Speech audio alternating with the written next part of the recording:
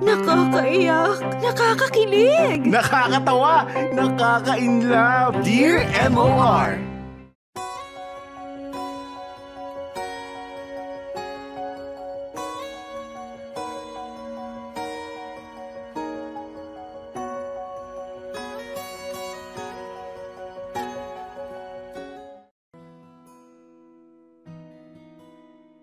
Dear MOR, hello sa inyo, Popoy at Bea, at hello din sa lahat ng mga amazing listeners ng Dear MOR.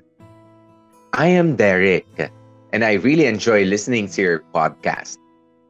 Madalas akong mag-commute at kayo ang podcast of choice tuwing maaga akong gumigising para bumiyahe. I wrote to you guys kasi gusto ko po sanang mag-share ng semi-love story ko. I call it semi kasi, basta explain ko na lang mamaya-maya. Umpisa na lang muna ang kwento ko when I was in high school. I call this the empty years kasi ito talaga yung mga taong blankong-blanko ang utak ko. My story started when I met the one girl that changed everything for me. Let's call her Taylor. You can call me a hopeless romantic kind of guy, Popoy and Bea. Gusto ko yung idea of being in love. Siguro, grade 6 pa lang ako nung na-realize ko na parang ang sarap palang ma-in love. Year in and year out, lagi akong may crush from our class. Nabansagan nga akong lover boy ng mga classmates ko. Love ng love, wala namang love na nakukuha in return. Not for the lack of trying, Popoy and Bea, ha? I mean, I consider myself an expert pagdating sa panliligaw. I give my 100% all the time. Unluckily, wala lang talaga nagbibigay ng kanilang sweet na yes sa akin. When I entered my last year in high school, sobrang determined na ako. Ito na yung taon na magkakaroon na ako ng jowa. Wala nang makakapigil sa akin. It's now or never ang banderang ibinawagayway ko. At dito na nga papasok sa eksena si Taylor. Diyos ko talaga, Popoy at Bea, unang kita ko pa lang kay Taylor talagang nanlaki na ang mga mata ko. Napakaganda niya as in. She was an angel sent from up above. A goddess. A queen na magbibigay ng totoong pag-ibig sa akin. She was perfect, Popoy at Bea. Kahit ilang beses kong tingnan si Taylor ay hindi ko talaga pinagsasawaan ang itsura niya. Popoy at Bea, sa lahat ng mga naging crush ko from the past, kay Taylor lang ako nababaliw ng ganito. Siya ang una at huling laman ng isip ko sa araw-araw. Lagi ko siyang hinahanap kapag ka nasa school na ako. Ay nako, baliw na talaga ako. At handa na talaga akong gumawa ng the moves para kay Taylor. Ang kaso, sa tuwing nabubuo ko na ang lakas ng loob para lapitan siya, lagi akong sinasampal ng katotohanan na I'm a student and Taylor is a teacher. Dear MOR, ang mga kwento ng puso mo. Ang cute ng dimple mo. Ano ba? Stop na. Mga kapamilya, oras na natin 12 minutes makalipas ang alauna ng hapon. Alam mo, natatawa ako, Bea, kanina. Habang nag-iingay yung mikropono mo ngayon. Nay? Na hindi namin mag-gets. Na parang... Waga. Ayan, pero naalala ko kanina, dumarating talaga tayo sa panahon kung kailan nagkakaroon tayo ng mga crushy sa ating mga teacher. 'Di ba? Okay lang yan. Sa mga estudyanteng mga nanonood sa atin, natural yan. 'Di ba? Hindi kayo masamang tao kung sakaling magka-crush kayo sa teacher ninyo. 'Di ba? Magka-crush kayo kay sir, kay ma'am, crush lang. Pero iba naman, pagka in love ka na at tila mabaliw-baliw ka na kay ma'am at kay sir. Ako nababaliw talaga ako sa mga teachers ko, Bea. Ikaw, nababaliw ka ba sa mga teachers mo? Oo, nakakabalo yung mga tinuturo nila. Yun! Yung recitation, tapos may index card, alam mo yun, random. O kaya, Correct. Yung, ang tawag dito, alphabetical order, tapos alam mo na, pag ikaw na yung susunod. Bihira. Alam mo naman ng mga teacher, Bea, bihirang-bihira mag-umpisa yan doon sa mga apelyidong letter Z muna, di ba? Doon sa dulo. Ang uunahin lagi, letter A, letter B, na mga, ay nako, pero nag-LQ kami ng mga teachers ko rin. Di ba? Wow, Lalo pagka napahiya ako, tapos, alam mo yon, parang, ang galing-galing ni ma'am magturo, pero alam mo minsan talaga medyo sabaw ka, ganyan. Ay nako, tampo ko, bala kayo, ma'am. Hindi ko dadalhin yung ano nyo, hindi ko dadalhin yung mga libro nyo papunta ron sa kabilang class mamaya. Minsan kasi naglalambing ng ganun eh. Ang mga, di ba, lalo kapag ihatid si ma'am doon, o kaya sasabayan, ganun, taga-bit-bit, sumisip-sip, ganun.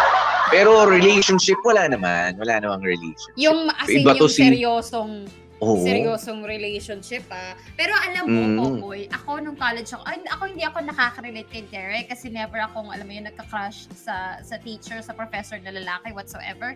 Pero, nung college ako, meron kami naging professor na yung mga kaibigan ko talaga legit baliw na totoo pala yun, Popoy, no? Sa ibang mga subjects, wala silang pake, hindi sila nag-aaral. Pero dun sa subject ni Sir, na pagka pogi-pogi, ang crush na crush nila, naku, doon talaga sila nagsisipag mag-aral, Popoy. Parang Papa-impress lahat ng libro na makita nilang bit-bit ni Sir, hanapin natin yun, basahin natin yun, yung tapos nakunahan pa dun sa yung mga upuan sa harap.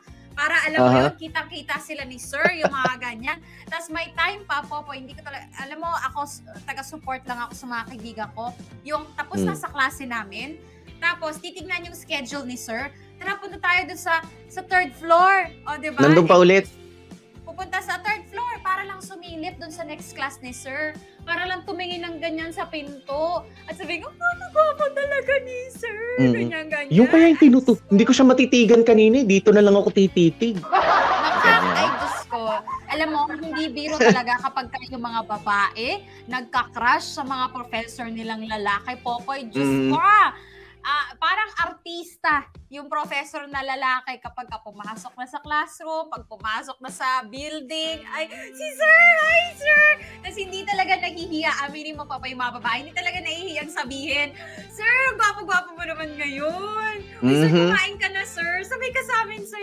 Ganyan, nakakaloka talaga. Yes, alam mo, for some reason, no, kapag ang mga babae parang mas madali kayo mag-express ng mga ganyan, mga biro, di ba? Kahit pa mga teachers yan. Pero pagka sa mga lalaki, hindi mo masabi na, ang ganda ni mong crush mo. Uy, wag na kayo magamit dyan. Baka akalain ni mom, crush ko talaga siya. Ano lang, mga pa-cute na, pabit-bit-bit nga lang kami. Paramdam, pero magsasabi na, crush ka, crush mo si ma'am, crush mo si ay naku. Hindi ko ginagawa yun, Bea, kasi karamihan sa mga teachers ko, kaklase ko rin yung anak nila eh. Kaya hindi ko talaga sinasabi na crush ko si ma'am, ganyan. Nanay ko yun eh. Sabihin ng ano. Popoy, bakit?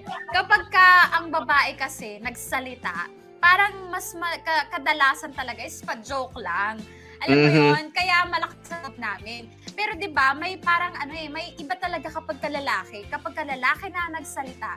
Parang may impression na parang totoo to Parang seryoso to, hindi lang to biruan kasi hindi naman ugali ng mga lalaki na alam mo yon, katulad namin yung mga babae na Sir, gwapo mo, kaya hindi naman kayo ganun, 'di ba? So kapag kayo ang nag-express, it means iba na 'yan. It's something parang serious na yan kasi nagsalita na eh, 'di ba? But of course, hindi naman natin ini-invalidate, 'di ba, na totoong pagmamahal pa ang nararamdaman ng isang estudyante na katulad ni Derek sa isang Ma'am Taylor. Ayan. Ay nako. Hindi naman sa sinasabi natin hindi unang-una bawal 'yan. Diba? Bawal Yun. yan, of course. Yung student-teacher romantic relationship, bawal naman din talaga yan. Alam mo, meron lang mga nakakalusot kapag college na. Kasi iba naman sa college eh. 'Di ba? Iba na sa college kasi Basta ibang alam mo kapag elementary, high school, bawal talaga yan. Okay, bawal yan. Definitely bawal yan. Pero kapag nasa tertiary level ka na, nasa college level ka na. Legal age Kasi ba dyan, yan? Legal age ka na, 'di ba? Tapos kahit na estudyante ka, working student ka na rin, or kahit estudyante ka at hindi ka working student, alam mo marami ng factors. Nagbabalik eskwela ka lang, 'di ba? Dahil 21 ka na, 22 ka, tapos magkakaroon ka ng professor na almost the same age as yours, 'di ba? Okay lang 'yan. Okay lang 'yan. Ganun naman sa college eh. Pero hindi pa pwede na habang under ka niya, 'di ba? Ay umu-over ka sa kanya. Hindi pa pwede rin naman. 'Di ba? I mean, meron kayong relationship, 'di ba? Bawal din 'yon. Syempre may conflict of interest. 'Di ba? Hindi maganda. Pero ibang usapan kapag college. Okay lang kapag hindi mo siya direct teacher talaga. Kunwari, College of Engineering ka, yun ang pupusuan mo, banda dun pa sa College of Science and Technology, mga ganyan-ganyan, di ba? Okay lang yung ganon pag sa college. Pero ang ibang usapan, kapag talagang kaharap mo at nagtuturo sa klase, at teacher mo, dinigradean ka, yun hindi pwede. Bawal na bawal. Malilito kung saan ka ginegradean eh. Kung doon ba sa pagde-date ninyo o doon sa sa performance mo sa eskwela o sa iba pang performance. Mahirap naman. Okay, pero hindi natin sinasabi yan na pwede ha. Pero hangga't maaari, tigilan nyo yan. Okay? Kung mag-aaral na lang muna. Yan, pero ibang klase itong si Derek kasi high school siya, isang tailor ang kanya. Napupusuan daw talaga, Bea. Iba yung crush lang kasi. Diba? Okay lang yan eh. Pwede ka manligaw, pwede kang magpa-cute, pwede kang mabased. Well, that's fine. Diba? Pero iba kapag sinabi mong in love ka na. Iba yan. Ikaw, Bea, anong tingin mo rito kay Derek? Paano mo siya patitigilin? In love yung tao? Pwede mo ba sabihin, tumigil ka dyan? Oh. Well, alam mo, Popoy, may part na sinabi niya, inamin naman niya, na baliw na siya dun sa teacher niya. Pero ang redeeming factor kasi is, tuwing yung huling sinabi niya na tuwing magbabalak na siya na put into action yung nararamdaman niya, palagi niyang naaalala yung katotohanan na estudyante siya at teacher si Taylor, na parang feeling ko, aware pa naman siya, andun pa naman siya sa limit niya na hindi to pwede. Oo, I mean, I'm so in love, pero parang malabo pa rin kasi nga teacher siya, estudyante ako. Yun na lang muna ang pinaghahawakan ko sa ngayon, Popoy, na parang naniniwala pa ako sa kanya na hindi siya gagawa ng kahit anong bawal o illegal alang-alang sa pag-ibig. Okay? Hindi ko lang alam sa second part. Pero ayoko muna siyang i-judge. Yeah. Ito, basahin lang natin. Sabi ni Jemaribel Beltran, bawal na pagmamahal.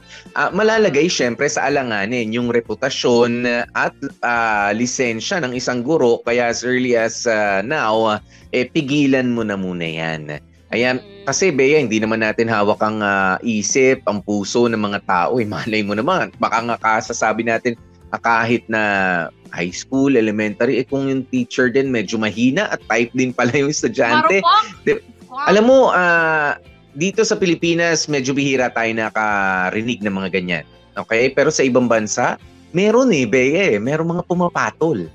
'Di ba? At nagkakaroon sila ng sexual relationship even. 'Di ba? Pero napaparusahan naman yung mga teachers. Pero 'di ba? There's something wrong. There's something wrong kapag ipinilit mo yan. Well, para sa akin, you can wait.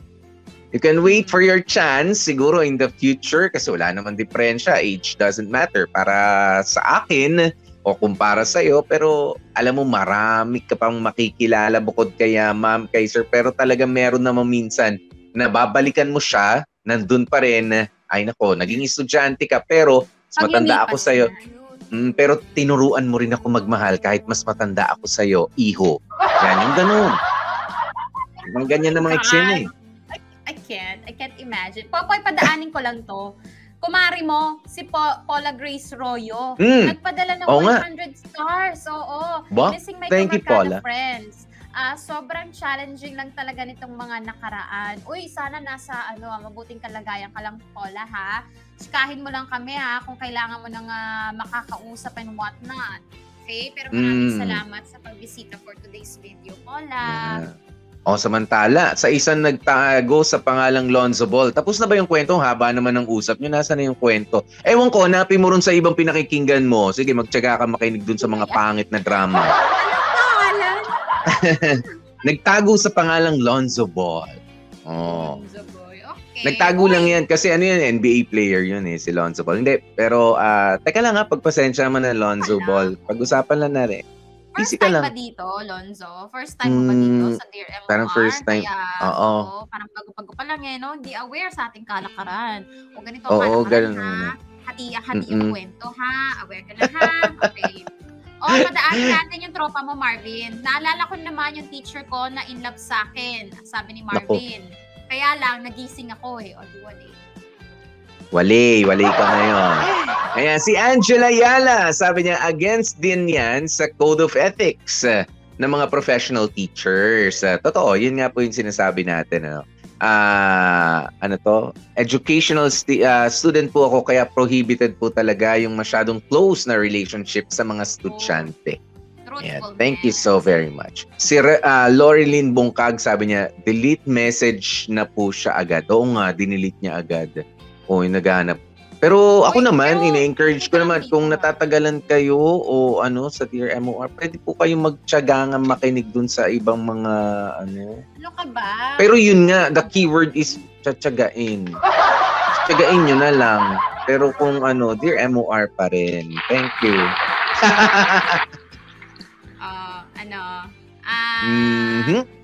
Ay, si Mary France may chinismis, Naalala ko nung college, may classmate ako noon na naging boyfriend niya yung prof namin sa isang subject. Hala! Grabe naman yan. Ako, skandalo yun. Pero bawal yan. Ano nangyari, Mary France? Ano yun, open secret? Chismosa rin to si Bea. Ayan. Ma'am, ang gorgeous nyo po from Makoy Marcos. Kala ko ba busy to? Bago yan. Bago lang, bagong viewer. Bago lang yan. Bago yan. Welcome. Sana wag kang matroma dito. Stay, ha? Oo. Ano ba yan? Ayan. Ito, sabi ni Rebecca Santos, naalala ko po nung nag-aaral ako dito sa Australia. Pagka matanda yung teacher namin, inaantok kami lahat. Pero pagka yung pogi na namin ng teacher, naku, lahat gising na, ang sisipag pa. Yan ang ating sinasabi, Sige.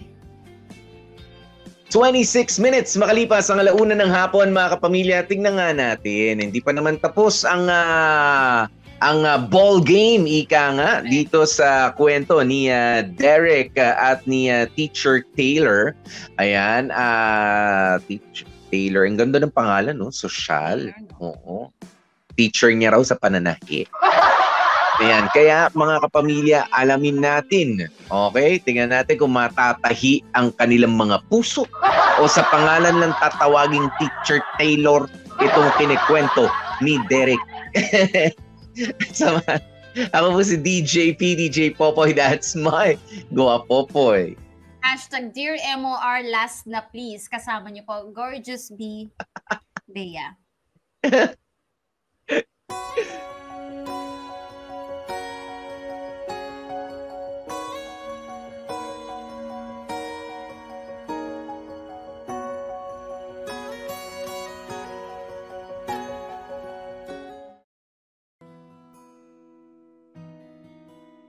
Popoy at Bea, I know.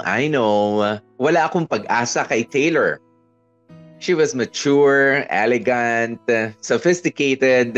Tapos ako, isang gusgusing estudyante na iniiyakan ang high school algebra. Ano nga naman ang laban ko, di ba? Pinanghinaan ako ng loob. Sino ba naman ako? Kumbaga, hindi ang pader ang kailangan kong banggain. May mga patibong pa na kailangang iwasan para lang makuha ko ang matamis na pagmamahal ni Taylor. Again, baliw na nga talaga ako, Popoy at Bea. Ang dami naman kasing babae sa school, pero bakit kay Taylor pa ako nahulog ng malala? Popoy at Bea, nakaya kong ang bagay na nakaya kong gawin maging close na lang muna kay Taylor.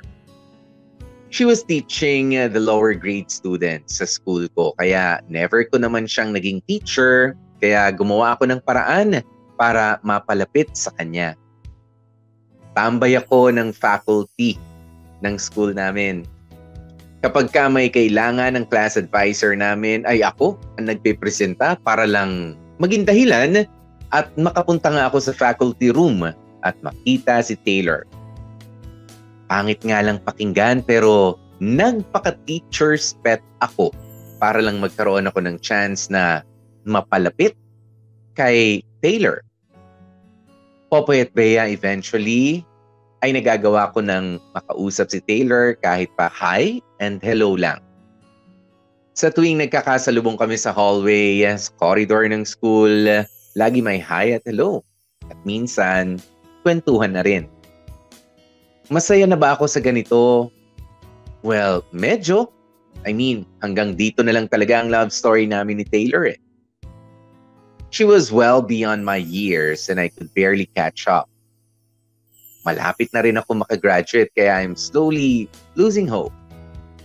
I was about to lose hope nang biglang may opportunity na lumitaw out of nowhere. The senior prom. Yes, Popoy and Bea, the senior prom. Kung may chance man ako na masabi kay Taylor ang totoong feelings ko, I remembered kasi noong third year high school when one of our seniors then danced one of our teachers kasi pa-retire na. So, that's what I did. Well, hindi pa naman pa-retire si Taylor. But that's the opportunity I needed. Dumating nga ang prom day. At lahat ng courage na kaya kong ipunin ay inipon ko talaga at nilapitan ko na nga si Taylor. Then sabi ko, Popoy at Bea, Ma'am, can I dance with you po? Popoy and Bea, she said, yes. We danced like no one was watching. Napaka-magical ng moment. Parang ayoko nang matapos pa. Kaso, like all good things, our dance came to an end. Nasabi ko ba ang totoong feelings ko for Taylor? Siyempre hindi. Masaya ba ako? Oo naman. Popoy and Bea, masaya akong graduate ng high school knowing I had one last dance with one person that I really learned to love. Hanggang dito na lamang, Popoy at Bea, at maraming salamat sa pagbabasa ng kwento ko. Sana ay pagpalain pa kayo always. Lubos na gumagalang at nagmamahal, Derek. Dear M.O.R. Ang mga kwento ng puso mo.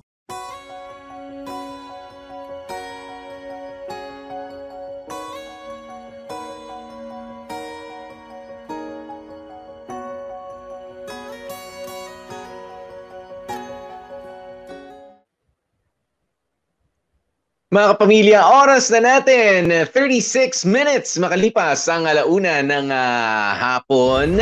At diyan na nga po, Bea. Pakinggan po natin ang bumubulong na naman at sumasapi kay Bea. Nasira na yung mic ni Bea. Seryoso. Mm. Order po ng adobo. Tapos nakilagyan po ng half rice kasi nagre-reduce ako. Yan. Okay na. Sige. Ganda. Ayan, Bea, nakasayaw naman pala nitong si Derek, si Taylor. Oo, ang kanyang teacher. Pero na-in love, ano? Na-in love naman talaga si Derek. Pero ganun ba talaga yun? Okay na yun sa tingin mo? Okay na?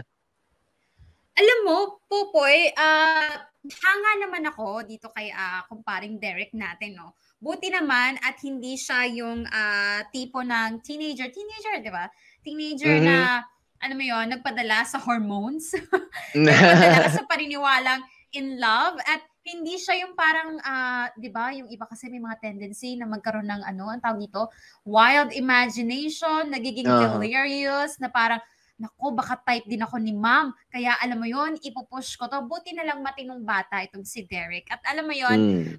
masaya na siya dun sa kahit papaano a little bit of friendship na nabuo niya kay ma'am.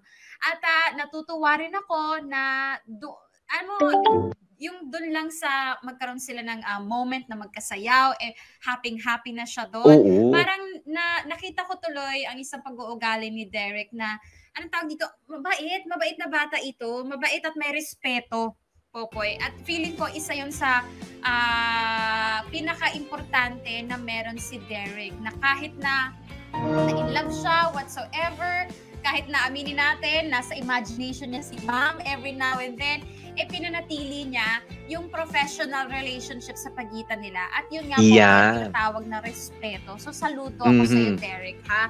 Good boy ka doon para sa akin. Yan, hindi siya nagpilit, 'di ba? Ng isang bagay na pwedeng, alam mo, kung pipilitin kasi Bea, sabi ko nga kanina, no, meron tayong mga insidente na narinig na pumwede kasi ipinilit eh. 'Di ba? Ipinilit, pumwede, napapayag, pero nalagay sa alanganin yung kanilang pinaghirapan ng kung ilang taon. I mean, sa teacher lang. 'Di ba? Merong nga nag-share sa atin kanina, bawal po 'yan eh sa yung student-teacher romantic relationship. Bawal 'yan. Unang-una, unfair para sa ibang mga estudyante. Pangalawa, ikaw ang tumatayong pangalawang magulang, so what do you call yourself then? 'Di ba? Magulang at it's something taboo.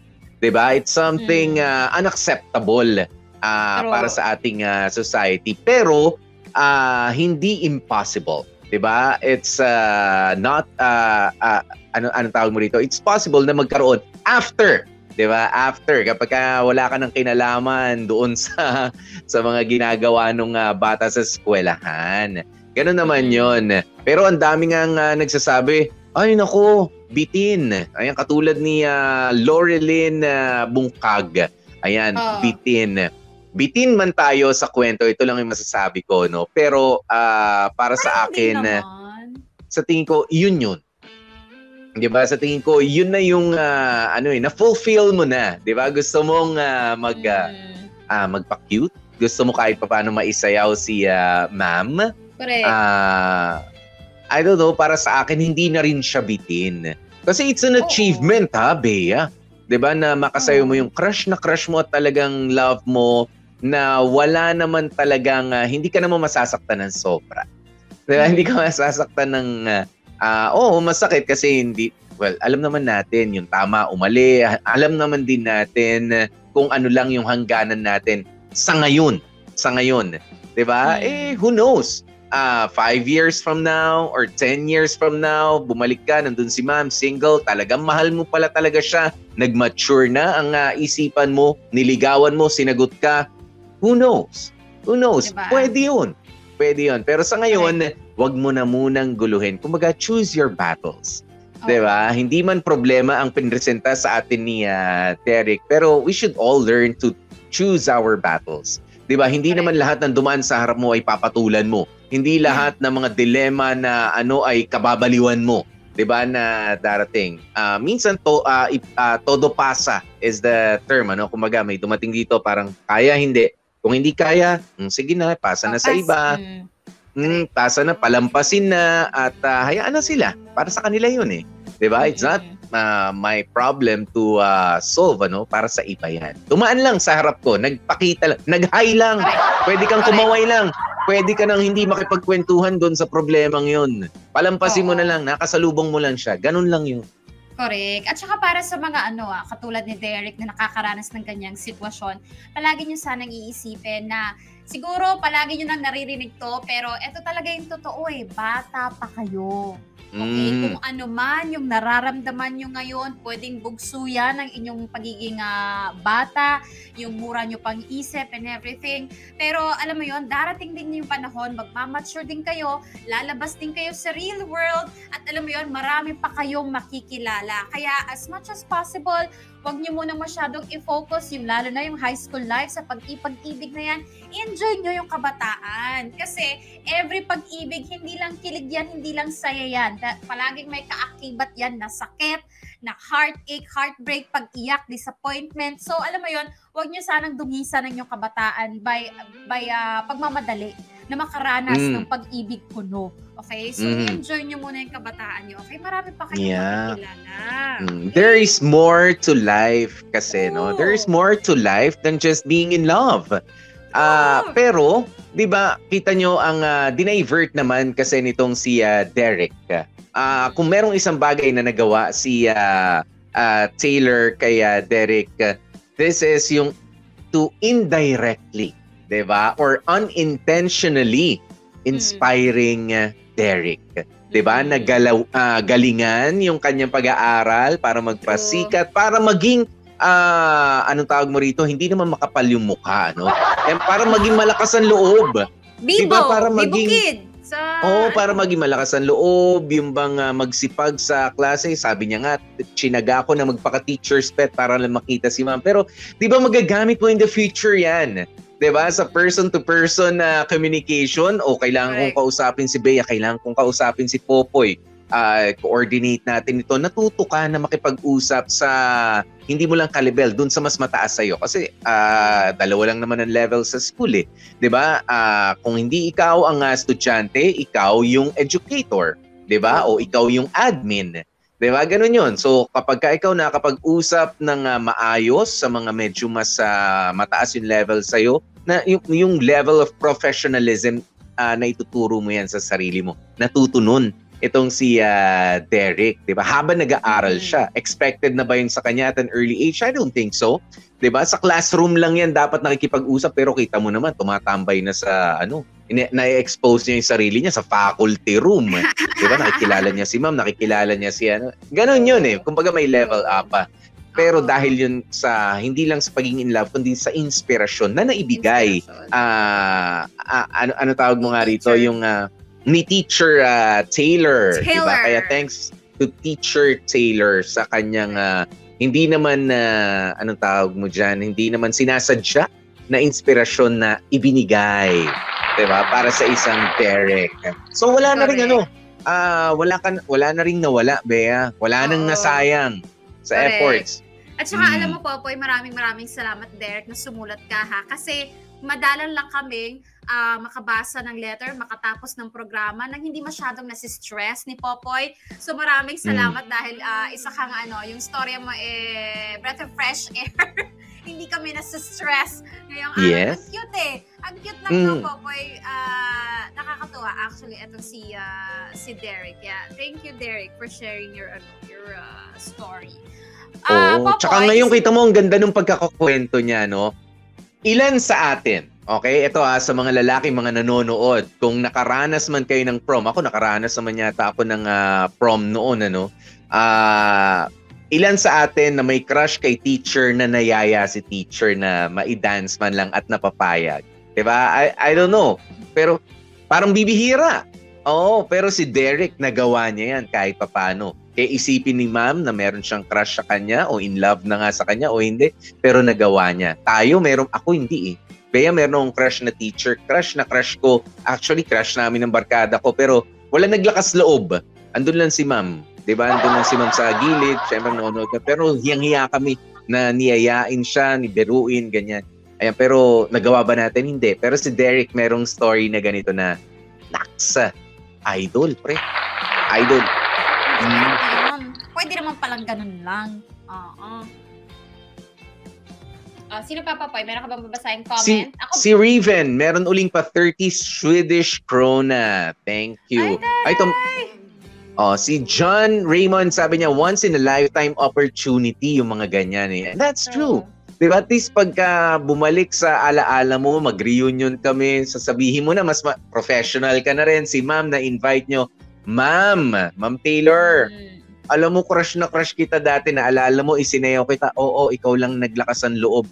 Ma'am, kasi crush talaga kita dun. Naging inspirasyon kita, ma'am. Diba? Yung ganun. Meron siyang kwentong gano'n kapag merong mga reunion. Pero tayo, ma'am, hanggang ngayon crush kita. Kaso, hindi ako sumubok. May mga ganyan.